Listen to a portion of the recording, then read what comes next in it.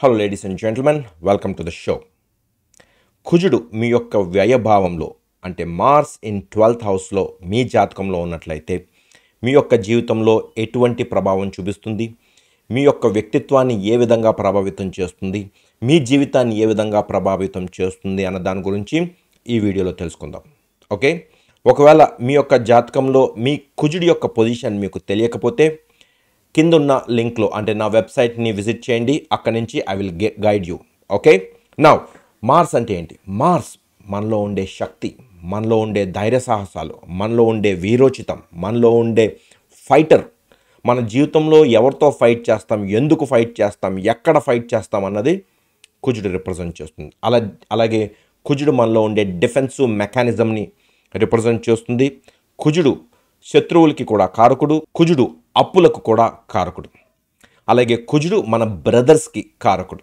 So ఇటువంటి కుజుడు మీ యొక్క వ్యయభావంలో ఉన్నప్పుడు ఎటువంటి రిజల్ట్స్ ఇస్తుంది? ఫస్ట్ ఆఫ్ ఆల్, వ్యయభావం అంటే ఏంటి? 12th హౌస్ అంటే ఏంటి? 12th హౌస్ అన్నది it's a completely non material house అండి. అంటే 11వ స్థానం వరకు కూడా భౌతికతను రిప్రజెంట్ చేస్తుంది.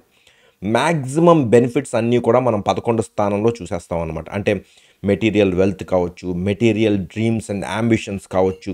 అంటే 11th house border, 11th house దాటితే భౌతికత అన్నది ఉండదన్నమాట. 11th హౌస్లో మన కోరికలు, ఆశలు, ఆశయాలు, మన ఫ్రెండ్స్, నెట్వర్క్ సర్కిల్స్, మన వెల్త్, ఇవన్నీ కూడా 11th హౌస్లో చూసేసాం. దాని పీక్ని చూసేసాం.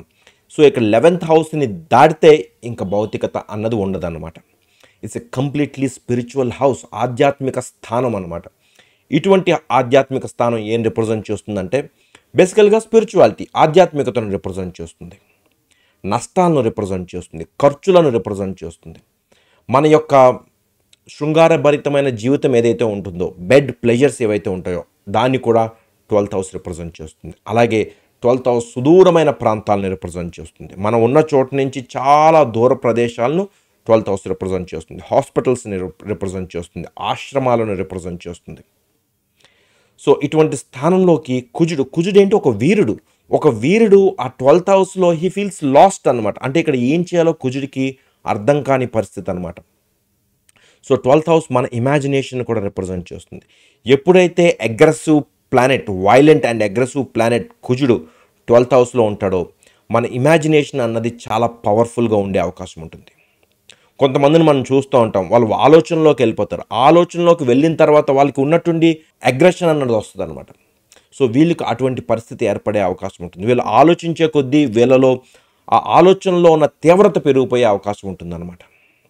ఓకే, సో 12th హౌస్ సుదూరమైన ప్రాంతాలు కాబట్టి వీళ్ళు సుదూరమైన ప్రాంతాల్లో ల్యాండ్స్ పర్చేస్ చేసే అవకాశం ఉంటుంది. ఎందుకంటే కుజుడు భూమికి కారకుడు.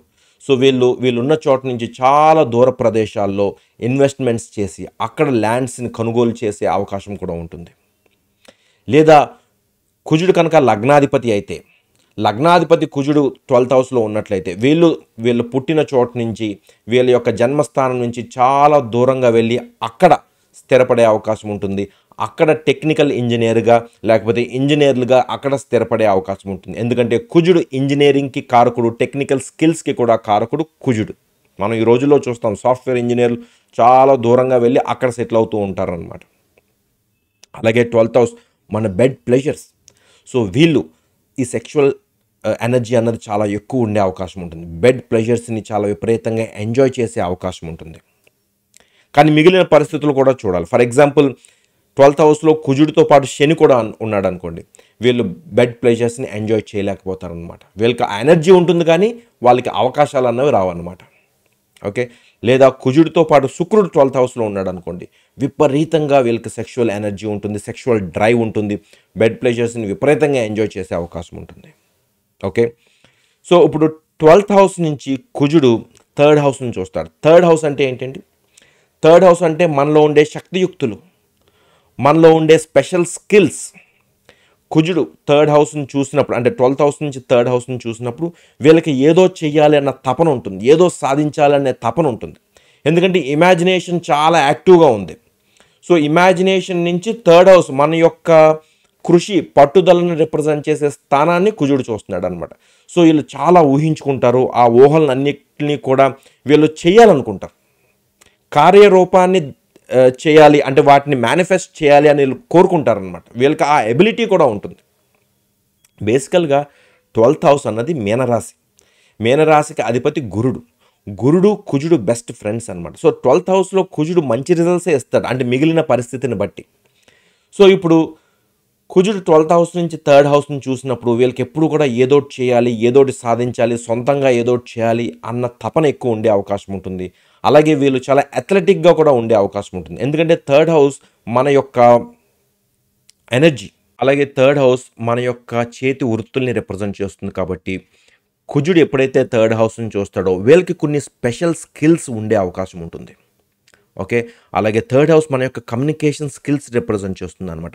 వీళ్ళు చాలా బాగా ఆర్గ్యూ చేయగలుగుతారు, వీళ్ళు బాగా కమ్యూనికేట్ చేయగలుగుతారు, వీళ్ళు బాగా వాళ్ళని వాళ్ళు డిఫెండ్ చేయగలుగుతారు. ఫర్ ఎగ్జాంపుల్ లాయర్స్ యొక్క జాబ్ ఏంటండి, వాళ్ళు ఎప్పుడూ కూడా అటాక్ చేయాలన్నమాట. వాళ్ళ యొక్క క్లయింట్ని డిఫెండ్ చేస్తూ ఉండాలి.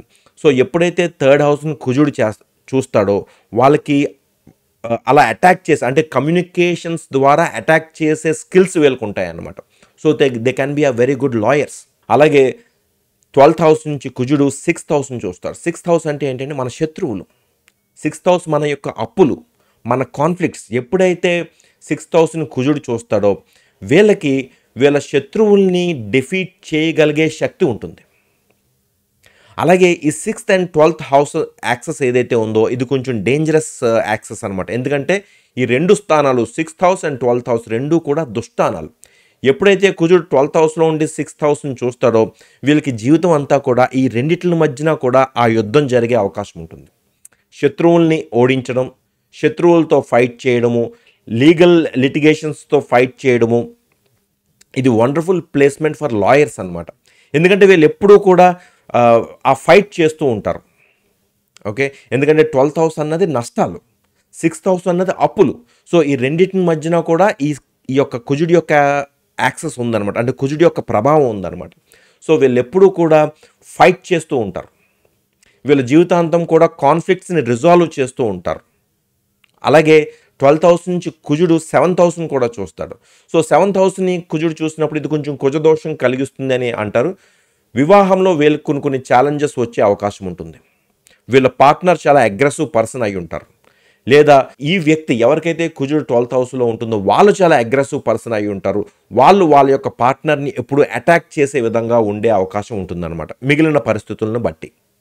అలాగే కుజుడు 12th హౌస్లో ఉన్నప్పుడు వీళ్ళు చాలా సుదూరమైన ప్రాంతాలకు వెళ్ళి సెటిల్ అవ్వడం, లేదా సుదూరమైన ప్రాంతాల్లో ఇన్వెస్ట్ చేయడము, లేకపోతే సుదూరమైన ప్రాంతాల్లోని ల్యాండ్స్ పర్చేస్ చేయడము, ఇటువంటివి కూడా జరిగే అవకాశం ఉంటుందన్నమాట.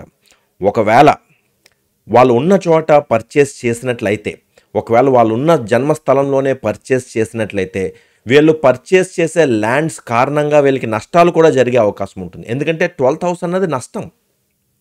సో ఎప్పుడైతే వీళ్ళు ఉన్న చోటన ల్యాండ్స్ పర్చేస్ చేస్తారో దాని నుంచి వీళ్ళకి పెద్ద లాభం ఉండకపోవచ్చు. అటువంటి పరిస్థితుల్లో వీళ్ళు ఏం చేయాలంటే వీళ్ళ యొక్క ఫ్యామిలీ మెంబర్స్ ఎవరైతే ఉంటారో వాళ్ళ పేరున ఈ ల్యాండ్స్ పర్చేస్ చేయడం అన్నది చేసినట్లయితే వీళ్ళకి అనుకూలంగా ఉంటుంది. ఒకవేళ వీళ్ళు సుదూరమైన ప్రాంతాల్లో కనుక ల్యాండ్స్ పర్చేస్ చేయాలనుకుంటే అది వీళ్ళకి అనుకూలంగా ఉంటుంది. ఎందుకంటే 12th హౌస్ అన్నది సుదూరమైన ప్రాంతాలను రిప్రజెంట్ చేస్తుంది. కాబట్టి కుజుడు భూమికి కారకుడు, కాబట్టి సుదూరమైన ప్రాంతాల్లో ల్యాండ్స్ పర్చేస్ చేయడం వీళ్ళకి మంచిదన్నమాట. సో కుజుడు మీ యొక్క 12th హౌస్లో ఉన్నట్లయితే ఇటువంటి రిజల్ట్స్ ఇచ్చే అవకాశం ఉంటుంది.